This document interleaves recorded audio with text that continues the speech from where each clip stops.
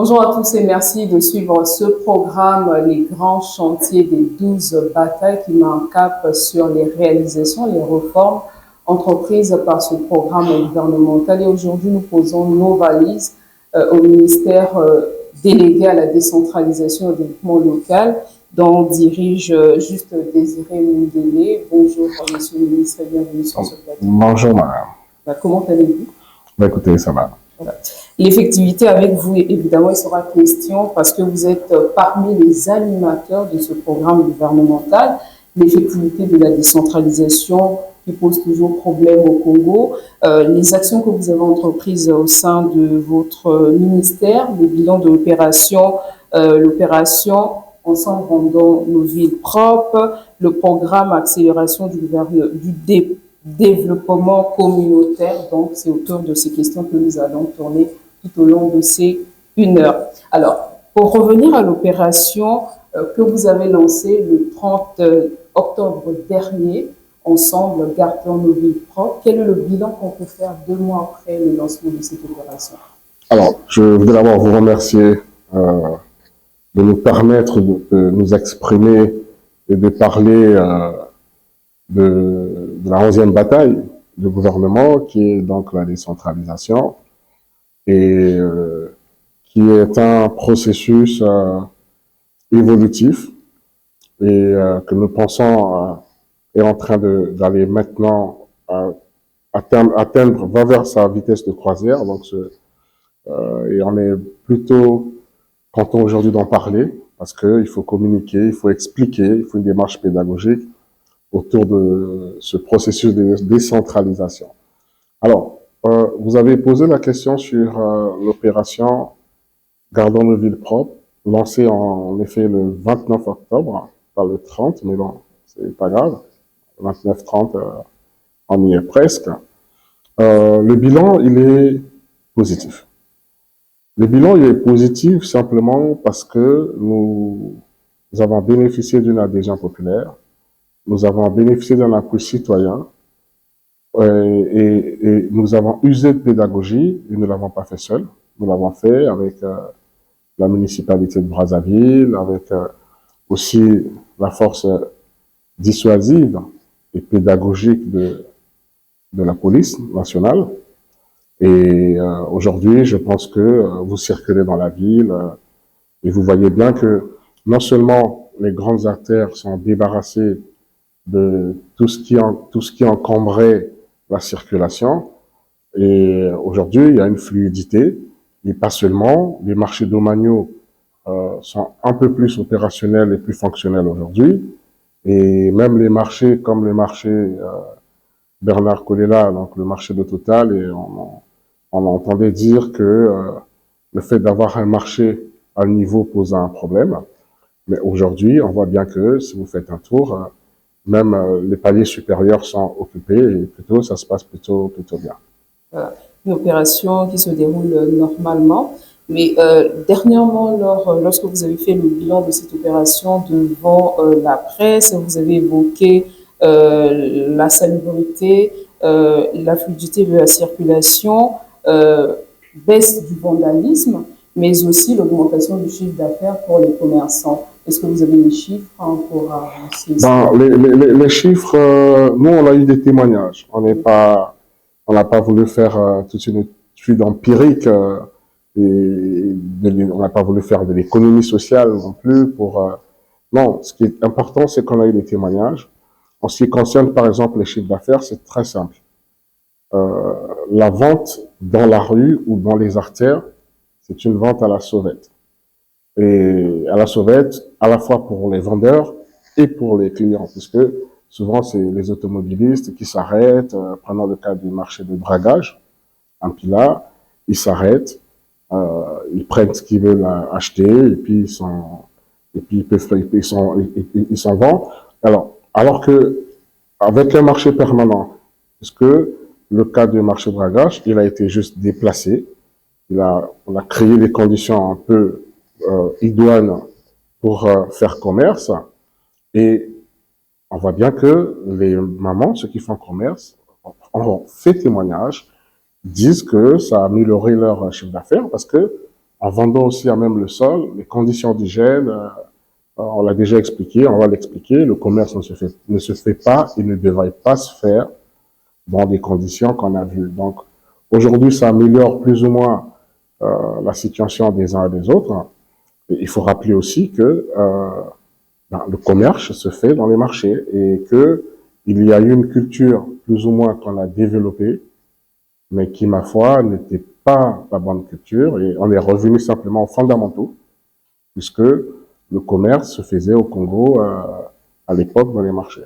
Voilà, vous évoquez justement la situation de ces femmes commerçantes qui devraient regagner les marchés, mais au niveau de nos marchés se pose aussi un problème, le problème de place. Est-ce qu'on a résolu ce problème-là? C'est vrai que vous avez déguerpi aujourd'hui une opération saluée par la population, mais ça pose aussi un problème. Alors, voilà, on a même déjà franchi cette étape. C'est-à-dire que il ne se pose plus le problème des disponibilités des places dans les marchés, puisque pour la plupart, elles ont retrouvé des places dans les marchés. Voilà. Voilà. Mais quels sont les moyens? Je vais vous poser une question à deux volets. Le suivi que vous avez pour évaluer cette opération. Quels sont les blocages aussi au niveau des mairies? Est-ce que vous êtes soutenu? Les moyens logistiques, financiers que vous disposez pour pérenniser cette opération, pour plus d'efficacité de cette opération? Alors, les moyens que nous disposons, le premier moyen, c'est l'éthique, c'est la citoyenneté. En réalité, vous savez, tout ce qui est logistique, en réalité, est du domaine de la routine. L'assainissement, c'est le travail au quotidien d'une municipalité. Donc, en réalité, s'il n'y avait pas cette problématique de l'occupation du domaine public et que le commerce avait commencé, on a commencé à faire commerce donc en occupant les grandes artères et en empêchant donc la circulation avec toutes les conséquences y afférentes. En réalité, au quotidien, le travail de la commune, de la mairie, c'est aussi, entre autres, l'assainissement. Donc, on s'appuie sur la logistique qui existe déjà, qui est celle de nos collectivités, enfin, la principale pour l'heure, celle de Brazzaville, et naturellement, du partenaire qui appuie et qui est un partenaire opérationnel de la mairie de Brazzaville, qui est à Verdun. En réalité, la police ne vient que pour rappeler la loi, rappeler les dispositions légales, qu'on n'occupe pas le domaine public et surtout que et on a une circulaire, parce qu'il y a un cadre juridique aussi, on a une circulaire qui bientôt sera transformée en loi. Le Premier ministre, chef du gouvernement, l'a précisé à l'Assemblée. Donc, en réalité, la logistique y est. La logistique existe. Mais je tiens aussi à rappeler, parce que je pense que... Est-ce qu'au niveau des mairies, vous êtes accompagné? Les agents de la mairie accompagnent cette opération? Ben, je pense que oui, on a l'appui de la mairie. Bon, c'est vrai que au cours d'une interview, j'ai attendu, j'ai suscité, et là, je sens que le message est passé. J'ai suscité un peu plus d'adhésion des chefs de quartier pour que on respecte un peu la pyramide, qu'il y ait véritablement une adhésion un peu plus populaire, un peu plus forte et à long terme, parce que l'objectif c'est le long terme. J'ai suscité l'adhésion un peu plus des maires d'arrondissement et je profite de votre émission pour les remercier, puisque je vois bien que le message est passé. Mais aujourd'hui, il faut souligner, je pense que votre question cache une autre question. Vous savez, on est habitué, lorsqu'on fait des opérations de grande envergure, d'avoir des commissions, d'avoir des budgets. Vous allez me rectifier si je me trompe. Je pense que votre question est de savoir combien de moyens financiers avez-vous mobilisé ou vous avez eu. Je crois que c'est ça, madame. Justement. Très bien. 0 franc CFA. Je vais vous dire pourquoi. Simplement parce que, je le répète, c'est du domaine de compétences des collectivités locales en général. Donc, la mairie de Brazzaville a comme compétence aussi ben, non seulement la gestion des marchés domaniaux, parce que c'est pas des marchés privés jusqu'aujourd'hui, jusque-là, on n'a pas mis en concession ou on n'a pas eu des schémas des marchés en BOT ou en BOT. C'est vraiment, il n'y a pas de marché en affermage, en contrat d'affermage. Ce sont vraiment des marchés construits par l'État. Ce sont les marchés dirigés par l'État et je voudrais dire plutôt par les collectivités, par la mairie. Donc mis à disposition aux collectivités locales. Donc, pour le cas de cette opération, c'est vraiment un travail de routine. La police fait son travail, qui consiste aussi à sécuriser les populations, parce que le commerce de rue, c'est aussi un commerce qui expose, il y a des vols, il y a beaucoup de conséquences, il se passe beaucoup de choses. Et la police, dans son rôle régalien, dans son rôle de sécurisation, a fait son travail. Et la mairie, idem, en ce qui concerne l'assainissement. Donc, il n'y a pas un budget, et ça, vous pouvez vérifier, on n'a pas un budget, il n'y a pas une commission spécifique. Et est-ce que c'est pas risqué pour passer à autre chose? Est-ce que ce n'est pas risqué de lancer une telle opération sans budget? Est-ce que juste désirer modeler à lancer cette opération pour marquer ses empreintes à la tête de ce ministère qui l'occupe? alors, je vais vous faire un brin d'histoire, en fait, si tu as perçu cette opération. Non, non, c'est pas ça. La mairie de Brazzaville a voté son budget. Dans la structure de son budget, il y a le fonctionnement naturel de la collectivité.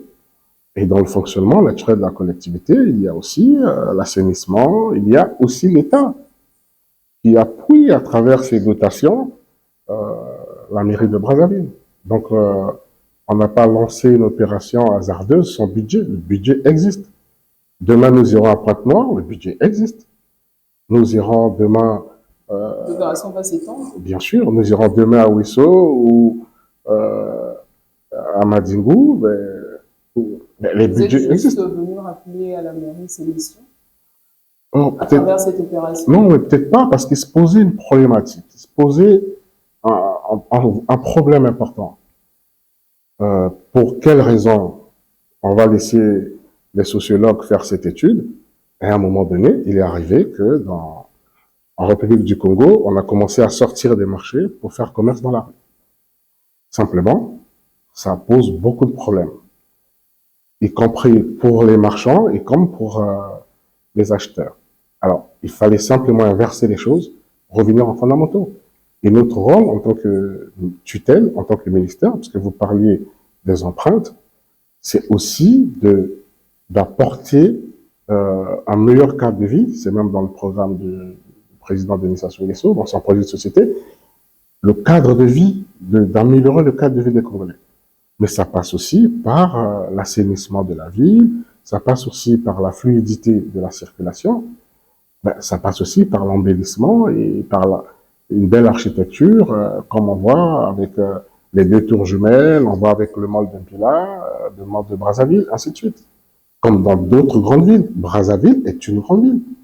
Brazzaville est une ville avec une histoire qu'il faut saisir et qu'il faut s'approprier.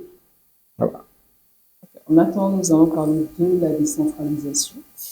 La décentralisation, véritable problématique au Congo, conflit de compétences parce que ça ne s'est pas encore dessiné le rôle des collectivités locales et les mairies, conflit de compétences qui existent entre les préfectures et les conseils municipaux. Vous avez d'ailleurs dû arbitrer un conflit cette année et c'était le 2 décembre. Alors, je pense que où c'est nous qui avions mal expliqué, ou alors, non, il y a vraiment pas de conflit de compétences. Je veux dire pourquoi il n'y a pas de conflit de compétences. Les compétences on a deux volets en ce qui concerne l'organisation administrative du Congo. Il y a les organes déconcentrés. On va avoir la préfecture, on va avoir les sous-préfectures, on va même avoir les démembrements des ministères. Et on a les structures décentralisées. Et je vais rappeler que la décentralisation n'est pas une politique publique. C'est une norme constitutionnelle. La République du Congo est un État unitaire, laïque, démocratique, décentralisé. Donc, c'est une norme constitutionnelle. C'est-à-dire qu'on n'a pas le choix que d'appliquer cette forme de l'État. On est sorti du jacobisme qu'on a hérité de la colonisation pour aller revenir vers nos fondamentaux bantous qui en réalité se traduisent par la décentralisation. Et aujourd'hui, on parle de décentralisation, je suis ravi, parce que vous posez la question sur les conflits de compétences, il n'y en a pas. Pourquoi il n'y en a pas? Parce que la décentralisation a ses principes. Ces principes, il y a la libre administration, par exemple. Donc, le préfet ne pilote pas ou ne dirige pas ou ne gère pas une collectivité locale, d'autant plus que la loi elle-même, la loi fondamentale, la Constitution, donne des prérogatives d'autonomisation, de libre administration aux collectivités locales. On a le principe de subsidiarité, de dévolution, c'est-à-dire que l'État central, et notre État l'a fait aussi dans la Constitution, il y a 13 matières qui sont transférables, que la loi transfère aux collectivités locales. Je vais arriver au 2 décembre, parce que, simplement, on parle de l'opérationnalisation de la décentralisation. Il y a déjà 2 matières qui sont transférées, à savoir la santé de base et l'éducation de base. Il s'avère que les premiers budgets alloués, il y a eu des transferts de budget en ce qui concerne l'éducation de base et la santé de base. Donc, nous nous sommes retrouvés simplement pour rappeler que, le processus de décentralisation, il est effectif, il est en marche, parce qu'il se traduit à la fois par les transferts de moyens, plutôt de compétences et des moyens et des compétences. Et il y a des organes qui sont prévus par la loi, comme les comités de gestion. Et ces comités de gestion sont participatifs. Et donc, si vous voulez, c'est dans ce cadre-là que nous nous sommes retrouvés le 2 décembre. Mais pourquoi au niveau des différents animateurs qui devraient en réalité appliquer cette décentralisation jusqu'aujourd'hui se pose un problème? Lequel, madame? Il ne se pose aucun problème. Je vous prends l'exemple simplement des conseils. Les conseils se tiennent, toutes les collectivités, c'est-à-dire on en a 26, on a 14 communes et 12 départements, et les 12 départements, on en a 2 qui sont à la fois communes et départements, à savoir Brazzaville et Pointe-Noire, qui sont des départements sui generis. Il se pose aucun problème. Le problème qui aurait pu se poser et qui s'est posé, en réalité, en regard des aléas conjoncturels, c'est la problématique de financement des collectivités locales. Parce que les collectivités locales, je répète, bénéficient ce sont des personnalités, juridiquement, ce sont des personnalités morales, avec un patrimoine propre, donc ayant aussi leurs projets, puisqu'ils établissent les collectivités leurs propres projets, et ces projets doivent être appuyés d'un financement. Et il se pose le problème du financement, parce que le financement est à la fois pour le fonctionnement de ces collectivités, pour leur fonctionnement, pour leur projet au quotidien, et parce qu'ils doivent, en principe, les collectivités avoir ce qu'on appelle un PDL, un projet de développement local. Et donc, ces projets, parce que la décentralisation vise aussi le développement économique local. Donc, ont besoin des moyens financiers. Mais d'où viennent les moyens des collectivités?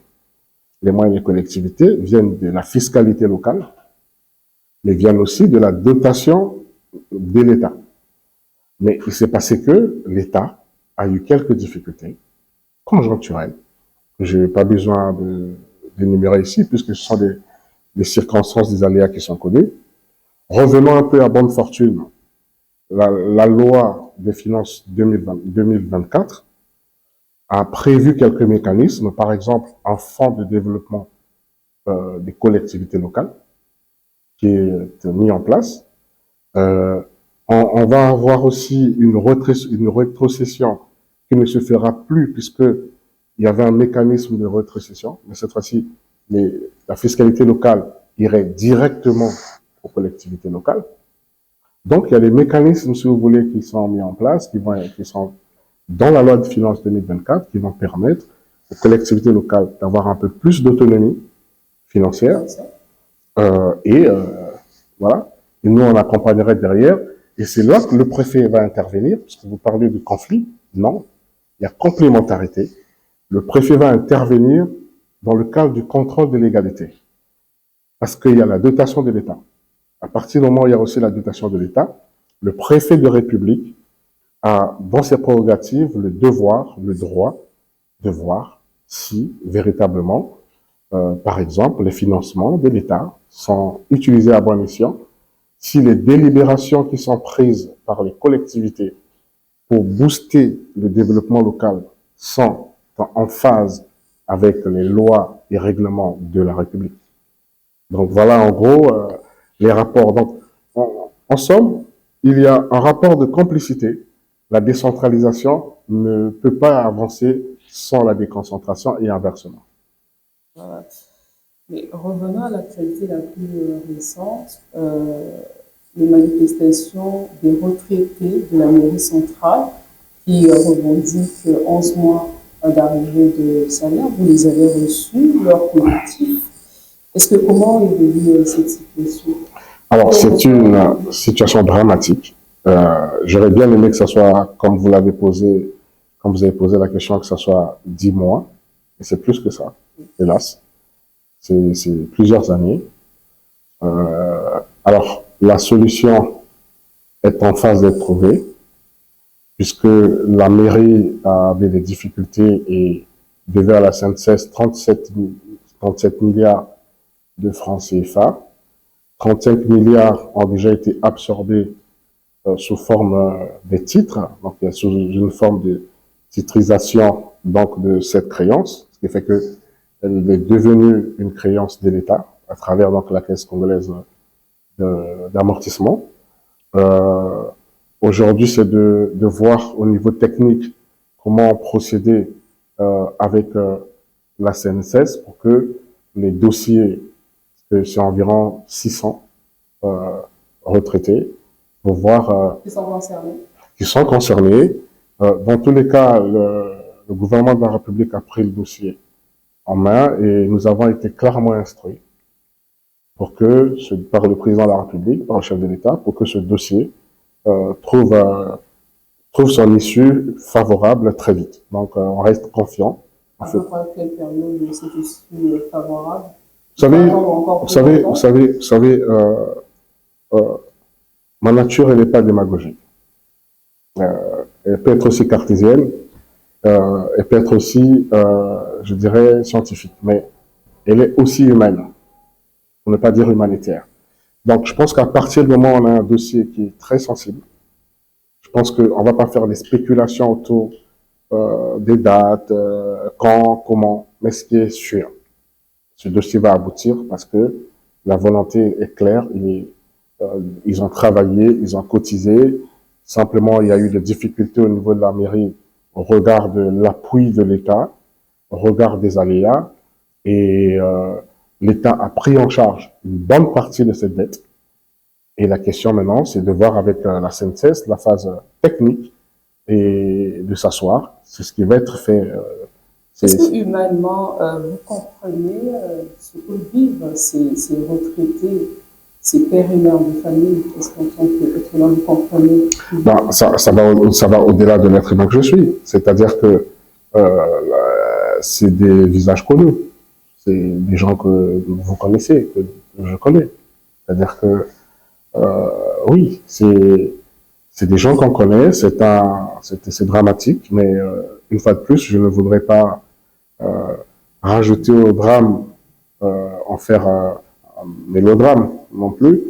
Le plus important, c'est que nous sommes confiants que la situation va aboutir, et elle va aboutir parce qu'il n'y a aucune raison qu'elle Dans cette rencontre, vous avez tenu justement à les rassurer, on a fait par le gouvernement pour rassurer ce collectif des retraités? Non seulement les rassurer, parce que je vous ai expliqué tout à l'heure que sur les 37 milliards, 35 milliards ont déjà été payés à la SNCF. Donc, ben, voilà, toutes nous les questions techniques, il faut qu'on se retrouve avec la SNCF pour regarder les contours du dossier. Mais on va vous inviter au moment opportun pour. Mais lorsque la situation va être dénouée, et elle sera dénouée. Donc, je pense que nul n'est besoin de faire plus de spéculation là-dessus, puisque effectivement, c'est des drames qui touchent nos familles, les personnes les plus proches, les personnes que nous connaissons. Vous savez, nous sommes des élus, nous connaissons ces anciens agents municipaux. Oui, voilà. Mais la solution va être trouvée. Voilà, maintenant on va parler du programme accéléré du développement communautaire. Il y a eu un atelier sur les études de faisabilité de ce programme le 1er décembre dernier. Est-ce que vous pouvez nous en dire plus sur ce projet? Alors, sur ce programme d'accélération du développement communautaire 2024-2026, ce qu'on peut dire, c'est que nous avons tenu du 1er au 4 mars de cette année un forum sur la revitalisation et la redynamisation de la décentralisation. Puisque vous parlez du processus qui était un peu en panne, pour booster ce processus, nous avons donc organisé ce forum avec plusieurs partenaires et entre autres le PNUD.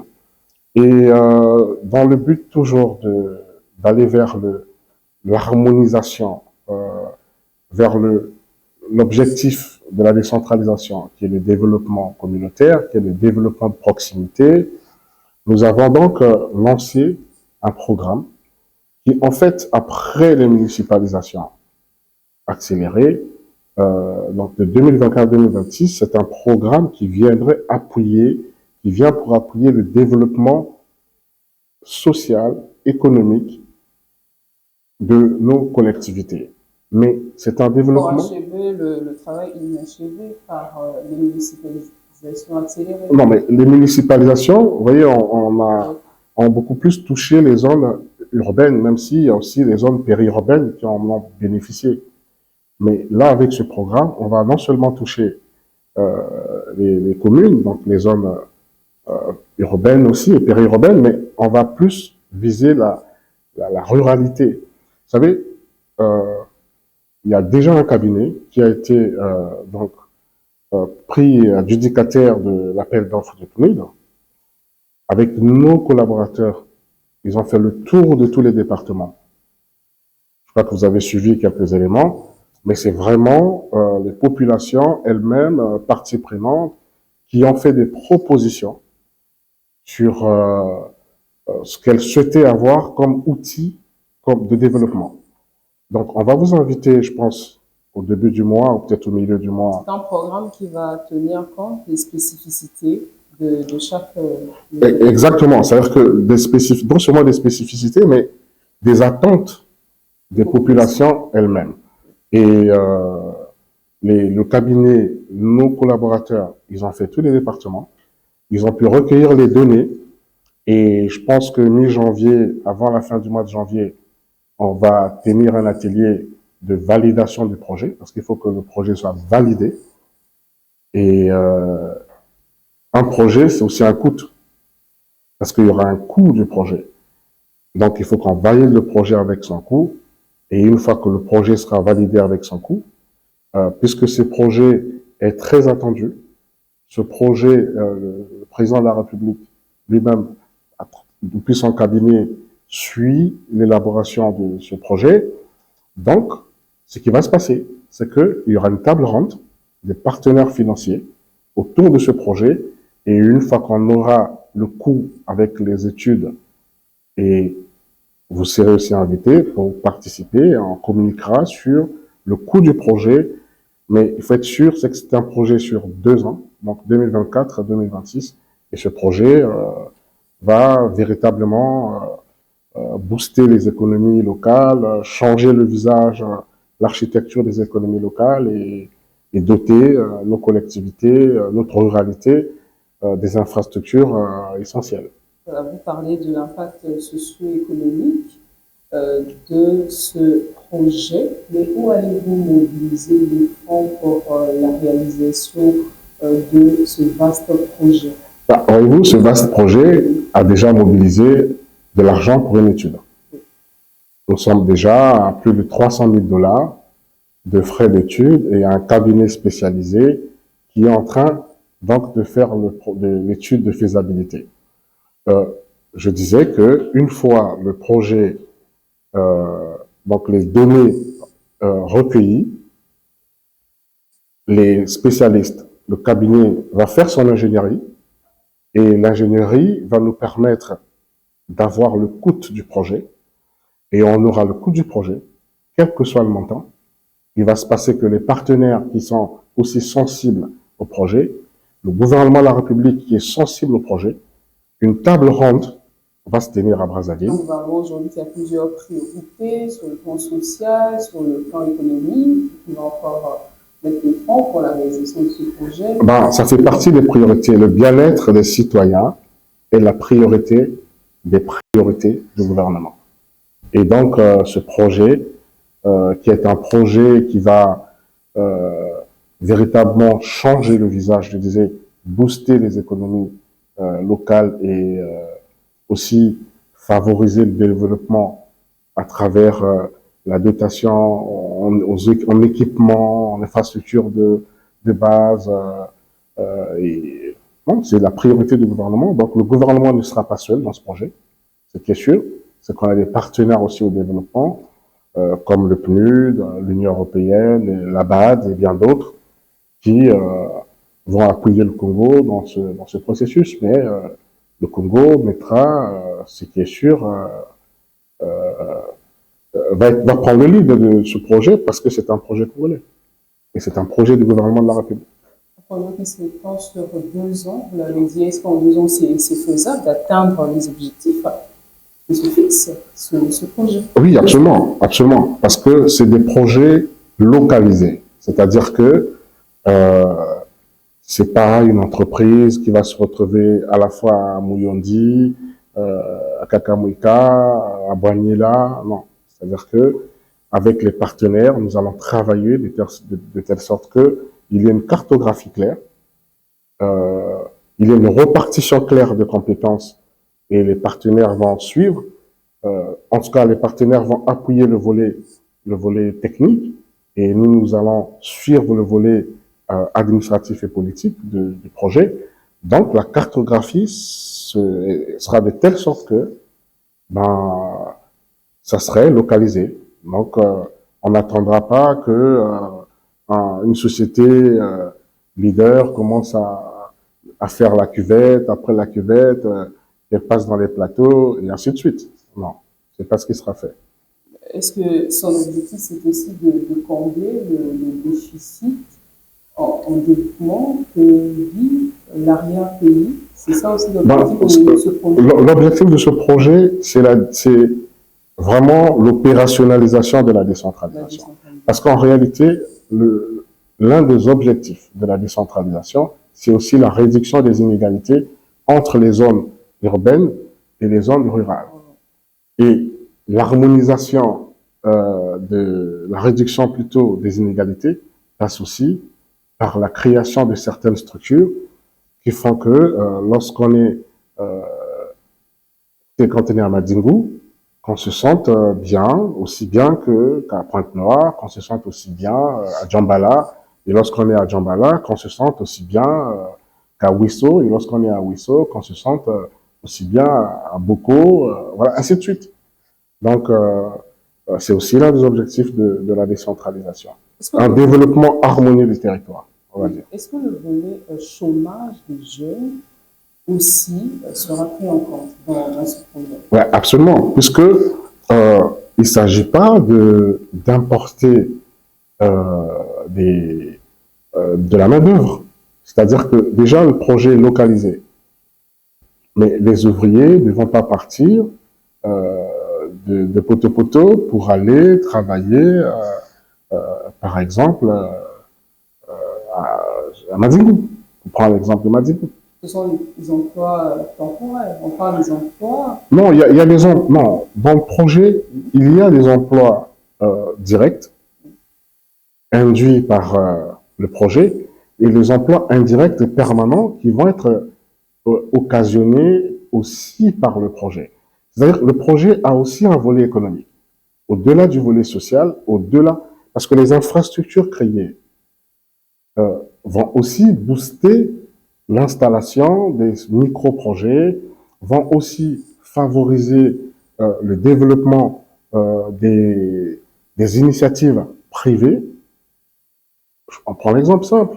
Lorsqu'on a, euh, lorsqu'on a interconnecté Imbulu, par exemple, en Fati, lorsqu'on l'a fait aussi à Balaya Ongoni, on a vu du jour au lendemain des structures se développer, des salons de coiffure, on a même vu des structures où les petites entreprises, on peut charger des téléphones. Mais en fait, ça peut créer, c'est toute une mécanique économique qui se met en place, une dynamique concertée, une dynamique, mais c'est de l'économie sociale en fait. De l'économie sociale qui se met en place. Et forcément, avec par exemple les pistes agricoles, c'est les évacuations aussi des produits.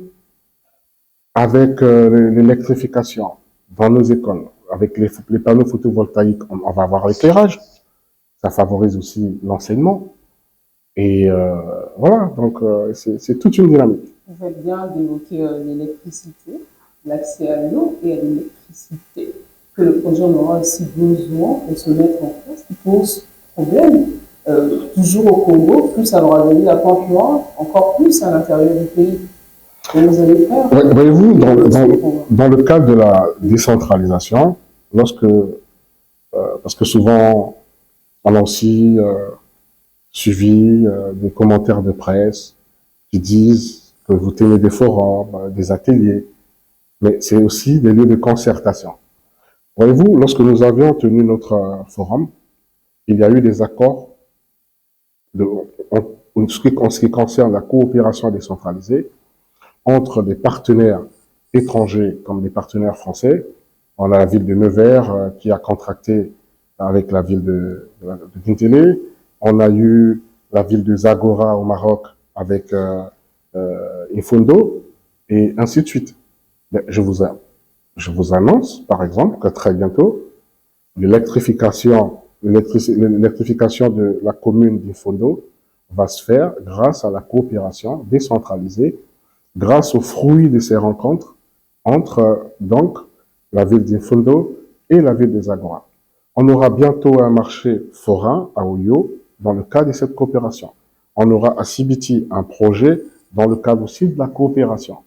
Entre Nevers et Kintélé, il y a déjà eu des contacts, il y a déjà même eu une délégation de Kintélé à Nevers dans le cadre de l'université Denis Sassou Nguesso et de l'université de Nevers. Donc les choses se font. Et en ce qui concerne l'électrification, le maire du Fondo et même en ce moment où nous parlons, il est au Maroc pour finaliser ce projet. Je pense que à son retour, je vais lui demander de se rapprocher de vous. Si le cas du Fondo s'est acquis, mais qu'en est-il des autres départements du pays dont le problème se pose, l'accès à l'eau et à l'électricité? Alors, j'ai pris le cas du Fondo comme un cas d'école, en effet. Mais dans le projet d'accélération de développement communautaire, il y a en effet des collectivités qui ont exprimé des besoins qui sont aussi liés à l'électrification et aussi à l'apport en eau potable. Donc, dans ce projet, en effet, il y aura la possibilité aussi de pouvoir régler au niveau de l'Interland le problème de l'électrification. Parce que vous savez, il y a des localités qui n'ont pas besoin spécialement d'être interconnectées aux centrales ou aux grandes lignes, mais qui ont besoin de quoi? Vous avez un centre de santé intégré qui a peut-être besoin d'un petit réseau photovoltaïque, par exemple, qui permettrait de faire fonctionner tout ce qui est matériel d'exploration. Vous avez vu le projet, j'espère que vous l'avez vu. Il y a un projet, par exemple, à l'île Bamou, qui fait vivre l'île. mais un projet d'électrification en utilisant l'énergie hydroélectrique. Donc, il y a ces micro-projets qui vont aussi se mettre en place et qui, je le pense, et j'ai foi. En amont du projet ou encore pendant la réalisation même? Ben, ça viendra en appoint de ce qui existe déjà. Et venant en appoint, ben, ça serait un cadre additionnel. Et comme ça serait un cadre additionnel, ben, ça devrait apporter une plus-value en ce qui concerne l'électrification. Ça risquerait d'être un blocage s'il n'y a pas d'eau, il n'y a pas d'électricité qui vient avant, ça risquerait d'être un blocage à la réalisation de ce vaste projet qui lui tient tant à cœur. Mais non, ça peut pas être un blocage puisque on peut pas dire qu'il n'y a pas d'électricité du tout au Congo. Non. C'est-à-dire que s'il y a des difficultés en ce moment en termes de l'offre, plutôt de réseau, de l'entretien en ce qui concerne le réseau, je suis pas spécialiste donc je vais pas m'avancer, mais je sais que on a une unité de production, une unité gazière à Djeno, on a une Boulou, donc on produit de l'électricité. Toute la question, c'est peut-être en ce qui concerne le transfert, le réseau, les aléas techniques, mais je répète, le PADEC, donc le projet d'accélération de... C'est quand même le groupe électrogène qui ça prouve que au Congo, il y a un vrai, véritable problème. Non, vous savez, à l'eau et l'électricité. Le problème, ce n'est pas de dire... on va pas faire du nihilisme. Vous voyez, là, on est en train de faire une émission, il n'y a pas de générateur. C'est de l'électricité. C'est-à-dire qu'on peut pas non plus dire qu'il n'y a pas du tout d'électricité au Congo. Ça serait vraiment...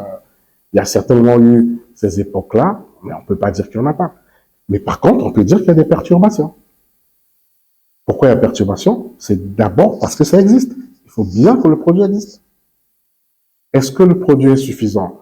Est-ce que la répartition, la distribution est satisfaisante? Ça, ce sont des débats techniques. Mais dire que ça n'existe pas du tout, que Mbulu n'existe pas, que Djeno n'existe pas, que Mukukulu n'existe pas, que le Djoué n'existe pas, c'est, je veux dire, non, ça existe. C'est-à-dire qu'on produit de l'électricité. Maintenant, le problème, sont les aléas techniques.